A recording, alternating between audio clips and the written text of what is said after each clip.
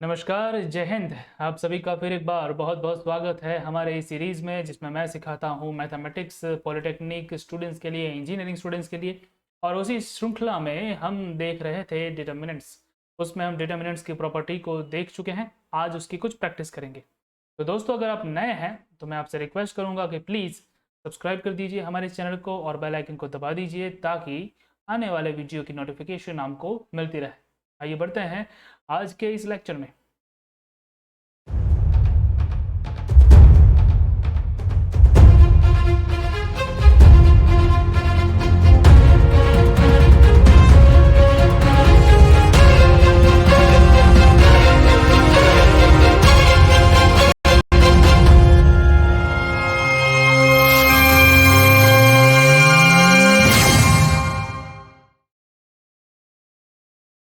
तो दोस्तों, अगर आपने हमारा पिछला लेक्चर नहीं देखा है तो मैं आपसे एक छोटी सी रिक्वेस्ट करना चाहूँगा कि प्लीज़ जाइए और उस लेक्चर को एक बार अच्छे से देख लीजिए ताकि आपको इस वाले टॉपिक में कोई भी प्रॉब्लम ना हो। ठीक है, तो यहाँ पे हमको प्रॉपर्टी का इस्तेमाल करना है और प्रॉपर्टी का इस्तेमाल करके ये प्रूव करना है कि ये जो डिटर्मिनेंट है उसकी जो वैल्यू है वो ज़ीरो है। ठीक है, तो चलिए देखते हैं कि किस तरह से प्रॉपर्टी का इस्तेमाल करके हम प्रूव कर सकते हैं। देखो, यहाँ पे प्रूव करने की दो मेथड है। तुम ये एक काम कर सकते हो कि जैसे हम डिटर्मिनेंट को सॉल्व करते थे वैसे इसको तुम प्रूव कर सकते हो डायरेक्टली। ठीक है, मतलब कि पहले कंपोनेंट को लिया, उसका डिटर्मिनेंट लिखा, दूसरे को लिया, लेकिन वो प्रोसीजर थोड़ी लंबी हो जाएगी। ठीक है, कभी कभी लिख के देते हैं, ठीक है, प्रूव दैट, और यहाँ पे कुछ ऐसा लिखते हैं कि विदाउट विदाउट एक्सपेंडिंग। ठीक है, विदाउट एक्सपेंडिंग ऐसा लिख के दे देते हैं बहुत सारी बार। तो अगर ऐसा करते हैं तो आपको ज़रा सा उसको एक्सपांड किए बिना ही करना पड़ेगा, राइट। और तब आपको प्रॉपर्टीज़ का इस्तेमाल करना पड़ेगा। तो प्रॉपर्टीज़ में हमको बहुत सारी चीज़ें सिखाई गई है, उसी का इस्तेमाल करना है। पहले आपको देखना है कि आपके पास है उसमें क्या है। तो यहाँ पे तुम देख रहे हो कि x प्लस वाई है, बाद में y प्लस जेड है, बाद में z प्लस एक्स। ठीक है, नीचे z x y और नीचे 1 1 1 है। अब डिटर्मिनेंट की वैल्यू कब जीरो होती थी? डिटर्मिनेंट की वैल्यू दो केस में जीरो हो सकती है। एक तो उसकी कोई एक रो जो है वो जीरो हो जाए, या फिर कोई एक कॉलम जो है वो जीरो हो जाए, या फिर उसकी कोई दो रो या फिर दो कॉलम जो है वो सेम हो जाए। ठीक है, सो इफ एनी दो रो, ठीक है, एनी टू रो और any two column is same, then you can say the determinant is zero. इसका हम इस्तेमाल करेंगे, ये वाली प्रॉपर्टी का इस्तेमाल करेंगे।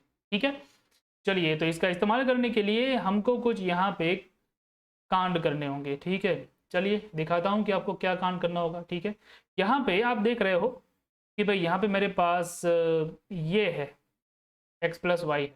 ठीक है, यहाँ पे देखोगे तो y और z का एडिशन है, यहाँ पे z और x का एडिशन है। नीचे तुम देखोगे ना तो यहाँ पे है z x और y। इसका मतलब क्या है कि अगर मैं इसको यहाँ पे ऐड कर दूं, इसको यहाँ पे ऐड कर दूं, इसको यहाँ पे ऐड कर दूं, तो क्या होगा? ये हो जाएगा x plus Y plus Z.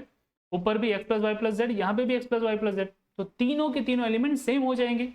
ठीक है, तो करना ये है कि R1 वाली रो के अंदर मैं क्या करता हूँ कि R1 में R2 को ऐसे ही ऐड कर देता हूँ।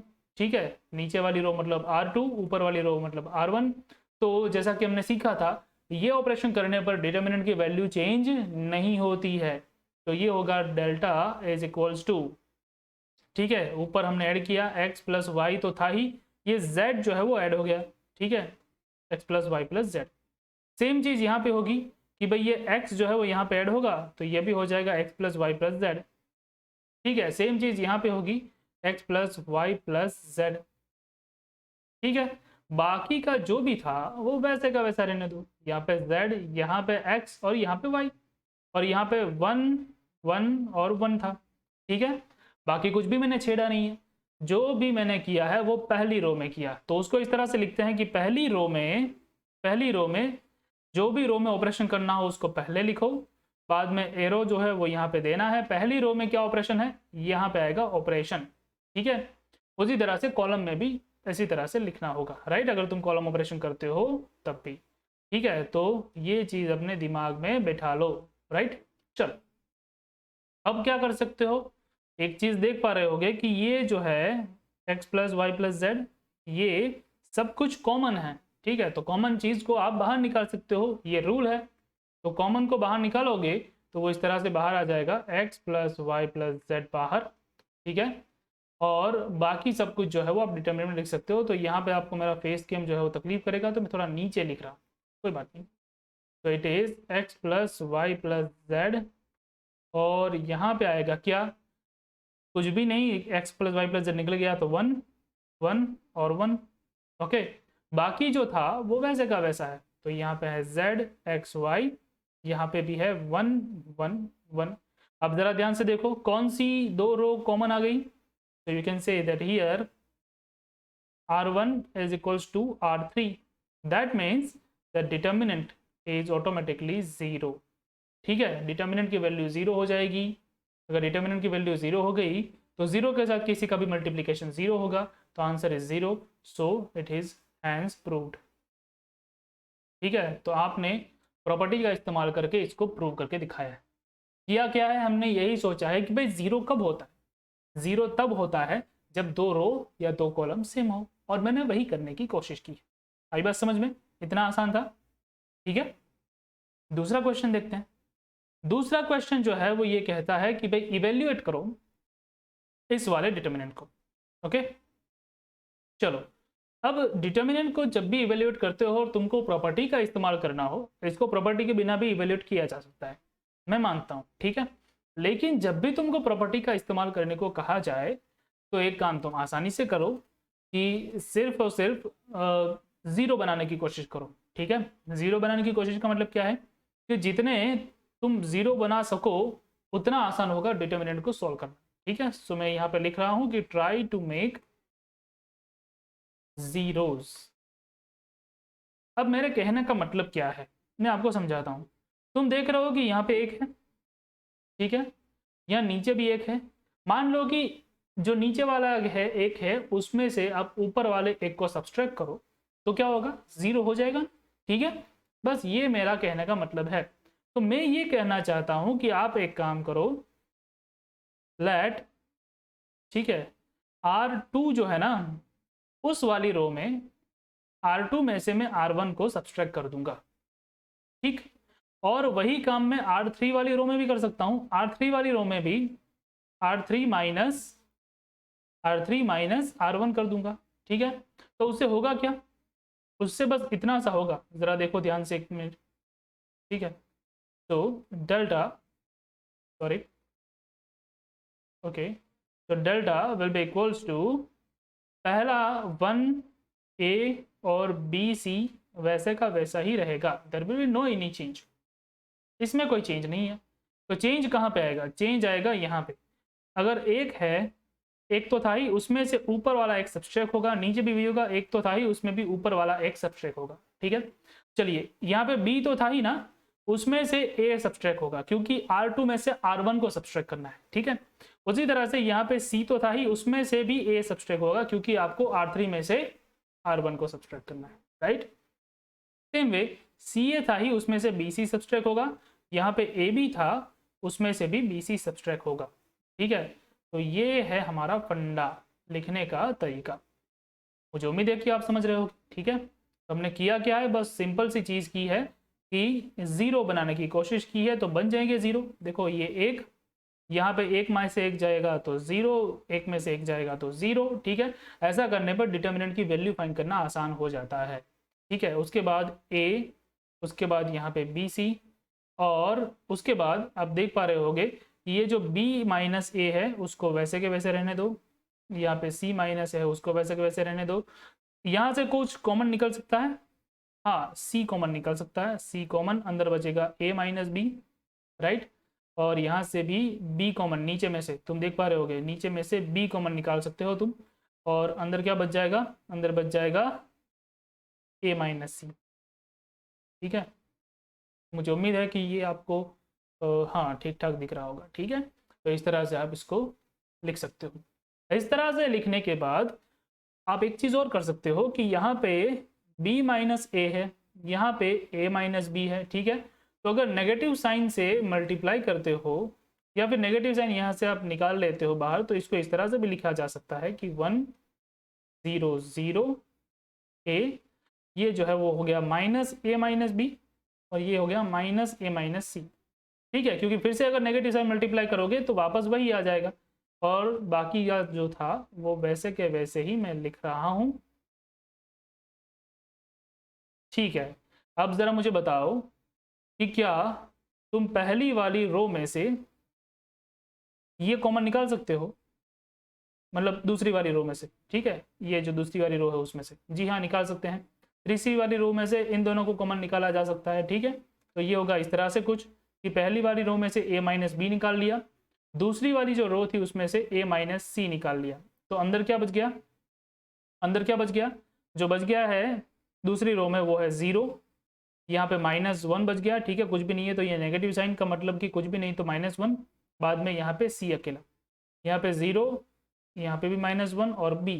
ठीक है, और बाकी वाली जो ऊपर वाली रो थी उसमें तो कोई हरकत की नहीं है ना हमने, तो ये A1 A B C, right, 1 A B C, इतना सा करना है। ठीक है, अब ये जो डिटर्मिनेंट है उसको सॉल्व करना आसान है, कर सकते हो, कर सकते हैं। ठीक है, तो मैं फिर से इस डिटर्मिनेंट को लिख के सॉल्व करता हूँ। ठीक है, तो ये डिटर्मिनेंट हो गया हमारा, so that delta is equals to, ठीक है, हमारे पास क्या था, a माइनस बी और a माइनस सी वो मल्टीप्लिकेशन में है, तो a माइनस बी और a माइनस सी मल्टीप्लिकेशन में है। ठीक है, यहाँ पे है 1, यहाँ पे है 0, यहाँ पे है 0। ठीक है, यहाँ पे है -1, यहाँ पे है -1, इतना मुझे याद है। चलो बाकी का मैं देख लेता हूँ, A B C और C B, यहाँ पे है A, यहाँ पे B C और यहाँ पे C और यहाँ पे B, राइट। अब तो इसको सॉल्व करना है, तो ये देखो ये A माइनस बी और A माइनस सी वैसे का वैसा मैंने लिख दिया। ठीक है, और अंदर मैं इस कॉलम को ध्यान में लूंगा, ये वाली जो मेरी कॉलम है उस कॉलम को मैं ध्यान में लूंगा और उसी को मैं सॉल्व करूंगा, राइट, उसी के हिसाब से। तो जब आपको पता है कि कॉलम के हिसाब से जाते हो तो आपको साइन जो है वो इस तरह से ले लेनी है। ठीक है, ये positive negative positive, negative positive negative, positive negative positive, ये हमेशा ध्यान में रखो। तो पहला एलिमेंट जो है वो 1 आएगा जो कि पॉजिटिव होगा। ठीक है, और जब 1 को ले रहे हो तब ये रो और ये कॉलम भूल जाओ, तो बचेगा क्या, इन दोनों का क्रॉस मल्टीप्लिकेशन हो जाएगा -1b। इस तरह से भी आप डायरेक्टली लिख सकते हो, अगर आपको आता है तो, नहीं आता है तो आप डिटर्मिनेंट लिख के बाद में कर सकते हो। ठीक है, और अगर ये बिल्कुल समझ में नहीं आ रहा तो इसका मतलब ये है कि आपने हमारे पिछले लेक्चर नहीं देखे, तो उसको देख लो जरा। ठीक है, उसके बाद ये 0 वाला एलिमेंट लूंगा, ये 0 वाला एलिमेंट लूंगा, तो 0 के साथ किसी को भी मल्टीप्लाई करोगे जवाब 0 आएगा, इसीलिए -0 और +0 में डायरेक्टली लिख रहा हूँ। बात समझ रहे हो। ठीक है, ये 0 एलिमेंट मैंने लिया, ये 0 एलिमेंट, इसीलिए 0 बनाना जरूरी है, आपका फटाफट से जवाब डिटर्मिनेंट का आ जाएगा। ठीक है, तो ये आ जाएगा A minus b, A minus c. ठीक है, और ये जो अंदर है एक किसी को भी मल्टीप्लाई करेगा तो कोई फर्क नहीं पड़ता है, ये b इंटू -1 माइनस बी हो जाएगा, माइनस माइनस प्लस सी हो जाएगा। तो आपको क्या मिला, आंसर आपको मिला इस तरह से, पहला है A माइनस बी, दूसरा है A माइनस सी, तीसरा है C माइनस बी। ठीक है, and this is your determinants final value. ठीक है, A minus b, okay, A minus c और C माइनस बी। ठीक है दोस्तों, सो इस तरह से आप वैल्यू जो है वो फाइंड कर सकते हो। ठीक है, तो ये था आपका फाइनल आंसर। आप चाहो तो इसको मल्टीप्लाई कर सकते हो ऑब्वियसली। ठीक है, तो this is how you can identify the value of determinant. ठीक है, प्रॉपर्टी का इस्तेमाल करके मैंने किया क्या है, जितने पॉसिबल है उतने 0 बनाने की कोशिश की है। ठीक है, तो एक और क्वेश्चन देख लेते हैं इस तरह से ही, कि अगर हो सकता है तो हमारे पास जितनी भी प्रॉपर्टी है उसका इस्तेमाल किया जाए, वैसा एक क्वेश्चन जो है वो देख लेते हैं। ठीक है, ओके, एग्जाम्पल नंबर 3 वो कुछ इस तरह से है कि हमको फाइंड करनी है वैल्यू, ठीक है, इसकी x y z, X square Y square Z square, यहाँ पे है 1 + x², यहाँ पे है 1 + y स्क्वायर, सॉरी क्यूब है, ओके सॉरी क्यूब क्यूब, और यहाँ पे 1 + z³, okay, is equals to 0 है, ये आपको दिया है। ठीक है, ये आपको दे रखा है कि ये जो डिटर्मिनेंट है ना उसकी वैल्यू 0 है। ओके, बाद में ये कहा है कि then prove prove that 1 plus x Y Z is equal to 0। ठीक है, अगर ये डिटर्मिनेंट की वैल्यू 0 है तो ये प्रूव कीजिए। तो आपको ये मान के चलना है कि भाई हमारा जो डिटर्मिनेंट है उसकी वैल्यू 0। ओके, तो पहले हम क्या करेंगे, इन शॉर्ट आपको डिटर्मिनेंट की वैल्यू फाइंड करनी है, उसकी राइट हैंड और लेफ्ट हैंड को कंपेयर करना है और उसमें से 1 plus x Y Z is equal to 0 ये प्रूव करना है। अल्टीमेटली ये जो डिटर्मिनेंट है उसकी value 1 plus x Y Z आनी चाहिए। सिंपल सी बात, इसकी value 1 plus x Y Z आनी चाहिए, बस यही कहना चाहते हैं महाशय। ठीक है, चलिए देख लेते हैं कि इसका answer 1 plus x Y Z बनता है कि नहीं बनता है। ठीक है, और बनता है तो किस तरह से बनता है। ओके, चलिए सबसे पहले तो हमारे पास प्रॉपर्टी जो है उसका इस्तेमाल करते हैं। प्रॉपर्टी यह है कि अगर आपके पास इस तरह से डिटर्मिनेंट लिखा हो तो आप जो है वो डिटर्मिनेंट को स्प्लिट कर सकते हैं। कैसे स्प्लिट कर सकते हैं, ऐसे स्प्लिट कर सकते हैं। देखो जरा, ये एक्स वाई जेड, ठीक है, ये X square Y square Z square. पहला डिटर्मिनेंट आप लिख सकते हो पहले ये 1 1 1 को लेकर। ठीक है, तो मैं उसको अलग कलर दे देता हूँ ताकि आपको आसानी से समझ में आए। ठीक है, ये है 1 1 और 1। ठीक है, इस तरह से मैंने पहला डिटर्मिनेंट लिख दिया, बाद में प्लस की साइन लगाई। ओके, उसके बाद यही जो एलिमेंट है उसको फिर से लिखे जो कि एडिशन में नहीं थे, यही एलिमेंट फिर से लिखने हैं। ओके, और जो अलग थे उसको अब लिखना है वापस। तो अलग कौन से थे, X cube Y cube Z cube. चलो, अब ये करने के बाद तुम्हारे पास ऑप्शन बचता क्या है, मुझे ये जरा बताओ, इसमें से क्या क्या कॉमन निकलता है। वो हर एक जगह से जो भी निकलता है उसको कॉमन निकाल सकते हो तुम। ठीक है, चलो तो मैं कॉमन निकालूंगा, कोई बात नहीं। तो यहाँ से मैं ये जो था उसको वैसे का वैसा लिख लूंगा पहले, इसमें तो कोई ज़रूरत पड़ेगी तब उसमें चेंजेस करेंगे ना। तो ये है X Y Z, X square Y square Z square, यहाँ पे है 1 1 1। ओके, प्लस यहाँ पे पहली जो रो है उसमें से क्या कॉमन निकलता है, एक्स कॉमन निकलता है, यहाँ से y कॉमन निकलता है और यहाँ से z कॉमन निकलता है। ठीक है, तो अल्टीमेटली पहले में से x कॉमन निकालोगे, दूसरी में से y तो मल्टीप्लाइड बाय y, और आखिरी में से z, तो इस तरह से z कॉमन निकलेगा। राइट, तो x y z इस तरह से मैंने कॉमन ले लिए हैं जो कि निकल गए हैं।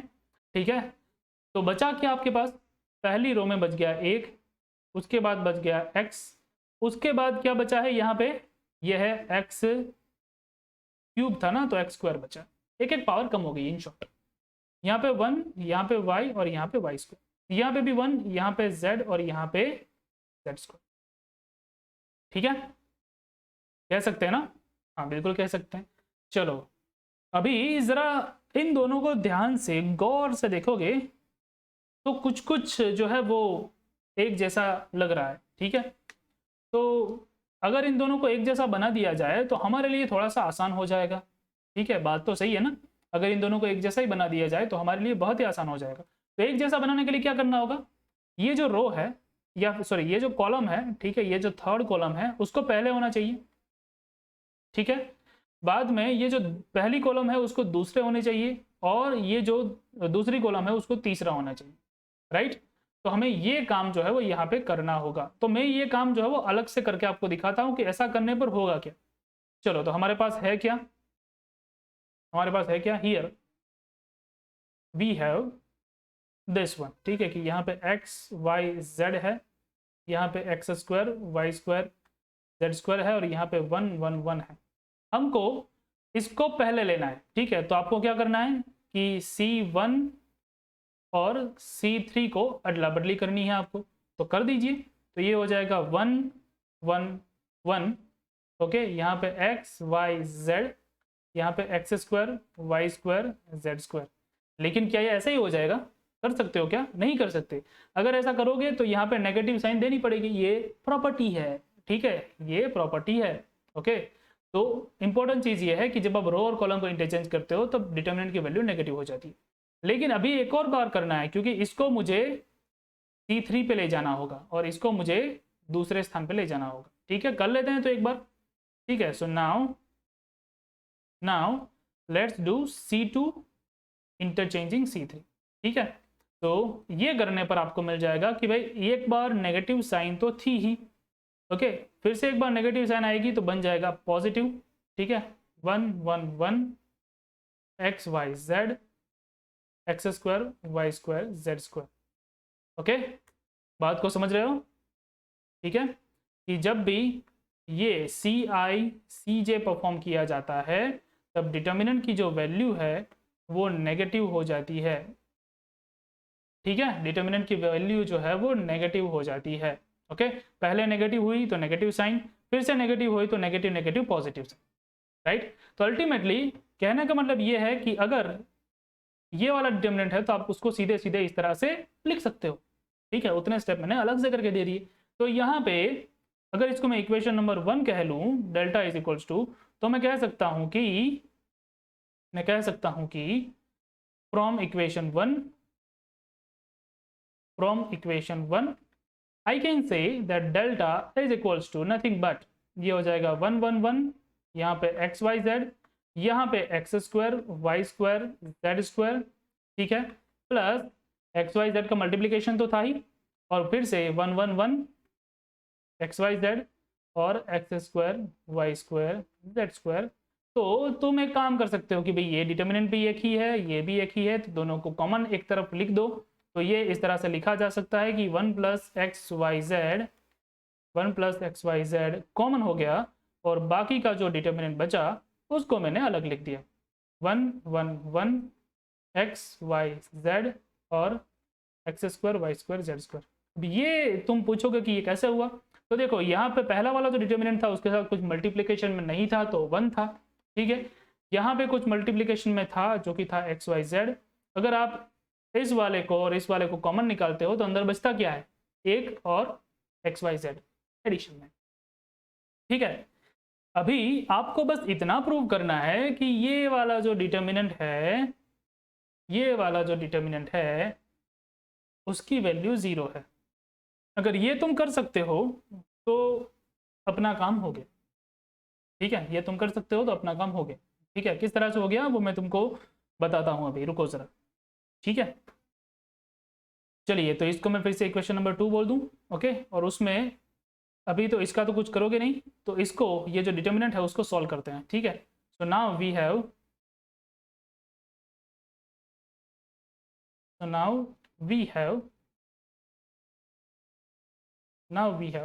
1 1 1 X Y Z and X square Y square Z square. ठीक है, ये है अपने पास। क्या करोगे, देखो कॉमन निकलता है, कुछ 0 करना है, तो अगर कॉमन निकलता है तो मेरा काम वहीं पे हो सकता है। ठीक है, लेकिन मैं जब कोशिश करने जाऊंगा कुछ कॉमन करने की तब कॉमन होगा नहीं, क्योंकि यहाँ पे 1 1 1 है। ठीक है, तो ये काम बनने वाला है नहीं मेरे से।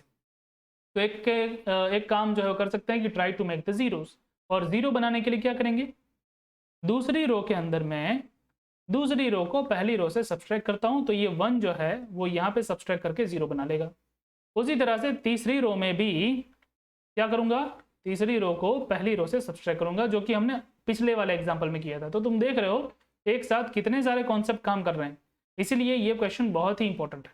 ठीक है, तो 1 एक में से एक जाएगा तो 0, एक में से एक जाएगा तो 0। ये x और एक्स स्क्वायर, जिसको कुछ नहीं छेड़ा ना उसको वैसे ही लिख दो, और जिसको छेड़ा गया है उसको मैं यहाँ पे दे रहा हूँ। ठीक है, तो देखो y था ही, ये y था ही, उसमें से x जो है वो सब्सट्रैक्ट हो गया तो y माइनस एक्स। अभी z था ही, उसमें से भी x जो है वो सब्सट्रैक्ट हो गया तो z माइनस एक्स। ठीक है, वाई स्क्वायर था ही, उसमें से एक्स स्क्वायर सब्सट्रैक्ट हो गया, और जेड स्क्वायर था ही, उसमें से एक्स स्क्वायर सब्सट्रैक्ट हो गया। राइट, चलो अभी क्या हुआ है, तो विच इज इक्वल्स टू यहाँ पे 1 0 0 एक्स, यहाँ पे एक्स स्क्वायर। ठीक है, चलो एक मिनट, यहाँ पे x और यहाँ पे नीचे तुम देखोगे तो y माइनस एक्स और z माइनस एक्स। ओके, यहाँ पे है एक्स स्क्वायर। राइट, मैं ज़रा देख लेता हूँ कि मेरा फेस कैम तो नहीं आ रहा बीच में, जी बिल्कुल आ रहा है। ठीक है, मैं इसको थोड़ा सा नज़दीक लिखता हूँ। ठीक है, तो ये हो गया x, यहाँ पे y माइनस एक्स और यहाँ पे z माइनस एक्स, यहाँ पे हो गया एक्स स्क्वायर। ओके, तुम अब देख सकते हो कि ये y square minus x square है, y square minus x square है, इसको लिख सकता हूँ मैं y plus x and y minus x, ठीक है ना। तो ये हो गया y plus x into Y minus x, right, y plus x into Y minus x. उसी तरह से z plus x into Z minus x, ठीक है। चलो अब जो कॉमन है उसको उठा लो बाहर, तो ये y माइनस एक्स, ये भी y माइनस एक्स कॉमन है, यहाँ पे z माइनस एक्स, यहाँ पे z माइनस एक्स कॉमन है, तो ये कॉमन आ जाएंगे बाहर। तो y माइनस एक्स कॉमन पहली रो, दूसरी रो में से, और ये जो रो है उसमें से z माइनस एक्स कॉमन, ठीक है। बहुत बार जब कॉमन निकाला जाता है तब लिखा जाता है कि भाई R2 को हम डिवाइड कर रहे हैं y माइनस एक्स से, ठीक है। एंड ये भी लिख सकते हैं कि भाई R3 को हम डिवाइड कर रहे हैं z माइनस एक्स से, ऐसा बहुत सारी बार लिखा जाता है, ठीक है, आप लिख सकते हो।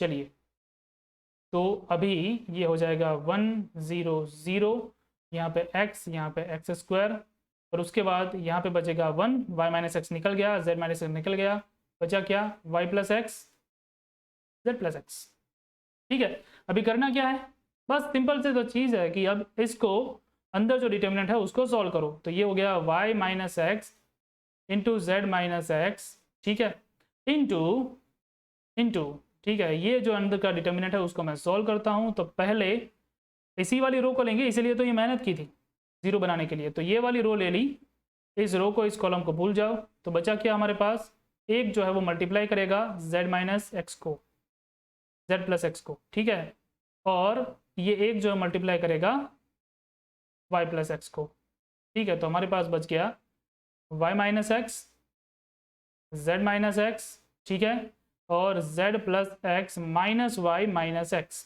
तो final answer is y minus x, z minus x, ठीक है, यहाँ से x x कैंसल, तो बचा क्या, z माइनस वाई। ये जो आंसर मिला है वो इस डिटर्मिनेंट का मिला है। अभी हमारे पास ये जो इक्वेशन नंबर 2 है उसमें प्लग इन कर देते हैं, ठीक है। तो now from equation 2 you can say that delta is equals to क्या होगा कि 1 plus x Y z, okay, 1 plus x Y Z into, ठीक है, इंटू क्या है यहाँ पे y minus x, z minus x and z minus y, okay. So ये है y माइनस एक्स, उसके बाद z माइनस एक्स, ओके, और उसके बाद z माइनस वाई। ये जो दी रखी है वो इस डिटर्मिनेंट की वैल्यू है, ओके। अभी हमको एक चीज़ जो है वो दे रखी है, ओके। अभी हमको प्रूव करने की जरूरत नहीं कि जीरो है, क्योंकि हमको दे रखा है, पहले ही क्वेश्चन में दे रखा था, ठीक है, कि भाई डेल्टा जो है वो ज़ीरो है, डेल्टा ज़ीरो है। तो डेल्टा ज़ीरो है तो you can say that now delta is equals to zero is given, delta is equals to zero is given, that's why you can say that delta is equals to zero. तो delta zero है तो डेल्टा की value क्या है, 1 plus x Y Z into Y minus X into Z minus X into Z minus Y is equals to zero, ठीक है। ये वैल्यू आपको मिल गई। अभी तुम देखोगे तो तुमको क्या मिल रहा है बेटा, ठीक है, अभी तुमको क्या मिल रहा है, नाउ यू आर गेटिंग कि भाई या तो ये वैल्यू जीरो होगी, दैट मीन्स या तो 1 plus x Y Z zero होगा, या फिर y माइनस एक्स की वैल्यू जीरो होगी, या फिर z माइनस एक्स की वैल्यू जीरो होगी, या फिर z माइनस वाई की वैल्यू जीरो होगी, ठीक है। ये कहना चाहता है ये चीज़, ओके। अभी क्या होगा कि अगर तुम ये करते हो तो इसका कहने का मतलब ये है कि y is equals to X, ठीक है, इसका कहने का मतलब है कि z is equals to X, और इसका कहने का मतलब ये है कि z is equals to Y. तो अल्टीमेटली ये सभी एक ही है, ओके। अगर ये तुम कंडीशन पे जाते हो तो ये कहना चाहता है, जो कि पॉसिबल नहीं है, ठीक है, जो कि पॉसिबल नहीं है। तो इसका मतलब ये हो कि एक्स वाई और जेड सभी एक ही हैं। अगर सभी एक ही हुए और तुम डिटर्मिनेंट में वैल्यू रखोगे, ठीक है, एक्स वाई और जेड की, ठीक है, every one are same, okay, then there is difficulty, ठीक है, इसको जो है वो सॉल्व करने में डिफिकल्टी आएगी। ओके, और यहाँ पे एक चीज आपको देना मैं आपको भूल गया हूँ, ठीक है, जो कि मुझे आपको देना चाहिए कि X Y and Z are different, X Y and Z are different, ठीक है, ये क्वेश्चन में दिया हुआ था नोट, ठीक है, इसको भी नोट कीजिए। और आपको क्या मिला यहाँ पे कि भाई एक्स वाई जितना है, जेड एक्स जितना है और जेड वाई जितना है। So it is not possible, it is not possible because X Y and Z are different, ठीक है। तो कौन सा पॉसिबल नहीं है, ये पॉसिबल नहीं है, ये पॉसिबल नहीं है, ये पॉसिबल नहीं है, क्योंकि एक्स वाई जेड क्या है, डिफरेंट है। तो पॉसिबल क्या है, सिर्फ यही पॉसिबल है, इसीलिए 1 + XYZ = 0 ही पॉसिबल है, ठीक है। So this is the way of solving this question, this is the way of solving this question, ठीक है दोस्तों। तो इस तरह से मैंने आपको प्रॉपर्टीज के आधार पे कुछ क्वेश्चन करवाए हैं। फिर से एक बार देख लेते हैं कि इसमें हमने किया क्या है। यह जो क्वेश्चन था वो बहुत ही स्पेशल था, इसमें बहुत सारी प्रॉपर्टी का इस्तेमाल किया हुआ है। उसमें आप एक चीज देख रहे हो कि हमारे पास सबसे पहले हमको जो है वो इस क्वेश्चन को स्प्लिट करना पड़ा, ये जो डिटरमिनेंट था उसको स्प्लिट करना पड़ा। स्प्लिट करने के लिए हमारे पास प्रॉपर्टी है कि भाई जब इस तरह से एडिशन में दिया हुआ हो तब आप एडिशन की साइन प्लस की साइन बीच में लिख सकते हो। पहले डिटरमिनेंट में पहले जो हमको एलिमेंट दिया है उसको लिख लो, दूसरे डिटरमिनेंट में दूसरे को लिख लो, ठीक है। बाद में जो भी कॉमन निकलता है उसको कॉमन निकालो। बाद में हमने देखा कि ये दोनों डिटरमिनेंट सेम हो सकते हैं, कब हो सकते हैं, अगर तुम पहले वाले डिटरमिनेंट को थोड़ा सा चेंज करो। तो चेंज करने के लिए हमने यहाँ पे चेंज करना शुरू किया, पहले दो जो कॉलम है उसको चेंज किया, तो एक बार माइनस की साइन आई, ये प्रॉपर्टी है, ठीक है। फिर से जो कॉलम थी उसको चेंज किया तो फिर से माइनस की साइन माइनस माइनस प्लस हो गया, ठीक है। तो बाद में उसको लिख दिया, लिखने के बाद इसको इक्वेशन नंबर 2 कह लिया। इक्वेशन 2 कहने के बाद इसको मैंने सॉल्व किया, सॉल्व करने के बाद हमको ये पता चला कि ये इसका आंसर है, ठीक है, ये इसका आंसर है। हमको दे रखा है कि भाई delta is equal to 0, delta is equal to 0 apply किया तो हमको ये मिला। अब ये जो बाकी की जो वैल्यू है, ठीक है, बाकी की जो वैल्यू है वो हम नहीं ले सकते। क्यों नहीं ले सकते, क्योंकि एक्स वाई और जेड डिफरेंट है, जबकि ये लेने पर सभी सेम आ रहे थे। इसीलिए हमने पहली वाली जो हमारी पॉसिबिलिटी है उसको लिया, उससे प्रूव होता है कि x + y + z + 1 = 0 है, राइट। तो this is your final answer, okay. और मान लो अगर आपकी किस्मत खराब है तो ये क्वेश्चन MCQ में आ गया तो हो सकता है कि पूछ ले कि भाई x y z की मल्टीप्लिकेशन की वैल्यू क्या है, ठीक है, और ऑप्शन में अगर -1 आंसर है तो वो आपका आंसर होगा। तो दोस्तों ये था आज का वीडियो, इससे ज़्यादा मैं आज नहीं लूँगा, ठीक है, क्योंकि वीडियो काफ़ी लंबा हो जाएगा। ऑलरेडी आप बहुत सारे कॉन्सेप्ट सीख चुके हैं, तो इन सभी कॉन्सेप्ट का इस्तेमाल कीजिए। जैसा कि मैंने आपको बता रखा है कि मैं NCERT को फॉलो करता हूँ, ठीक है, NCERT को फॉलो करता हूँ मैं, तो आप भी उसको फॉलो कर सकते हैं। अभी भी ये जो क्वेश्चन मैंने आपको करवाए हैं वो NCERT से ही है, राइट। आप भी उसको फॉलो कीजिए, उसमें से बहुत अच्छे अच्छे क्वेश्चंस आपको मिल जाएंगे। तो मुझे उम्मीद है दोस्तों कि आपको आज का ये जो लेक्चर है वो पसंद आया होगा। अगर पसंद आया है तो आप इस वीडियो को लाइक कर दीजिए और अपने दोस्तों को शेयर कर दीजिए, नए हैं तो सब्सक्राइब कर दीजिए। मिलता हूँ मैं आपको अगले लेक्चर में, अगले एपिसोड में, तब तक के लिए जय हिंद।